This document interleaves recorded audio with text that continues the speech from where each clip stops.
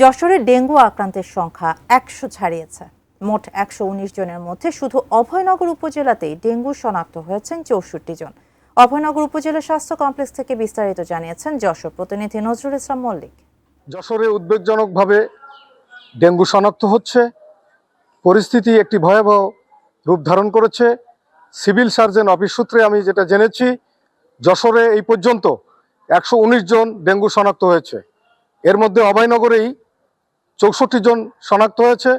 বর্তমানে সারা যশোরে ২২ জন ডেঙ্গু শনাক্ত হয়ে তারা চিকিৎসা গ্রহণ করছেন বিভিন্ন হাসপাতালে।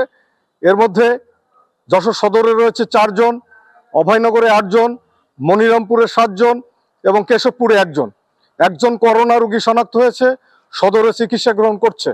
আমরা যতটুকু জেনেছি যে সচেতনতা না থাকার কারণে, বিশেষ করে ছাদ বাগানে পানি জমে থাকা এবং বাড়ির আশেপাশে যে নোংরা জায়গাগুলো আছে এগুলো পরিষ্কার পরিচ্ছন্ন না রাখার কারণেই ডেঙ্গুর প্রভাব বাড়ছে, ডেঙ্গুর প্রজনন বাড়ছে। এই পরিস্থিতি উত্তরণের জন্য স্বাস্থ্য বিভাগ থেকে যে পরামর্শগুলো দেওয়া হচ্ছে সেটা হচ্ছে বাড়ির যে আঙিনা আছে, ছাদ বাগান আছে, এগুলো পরিষ্কার পরিচ্ছন্ন রাখা।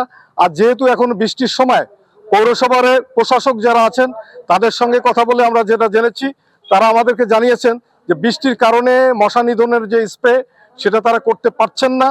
বৃষ্টি কমলে তারা স্প্রে করবেন এবং মশা নিধন করবেন।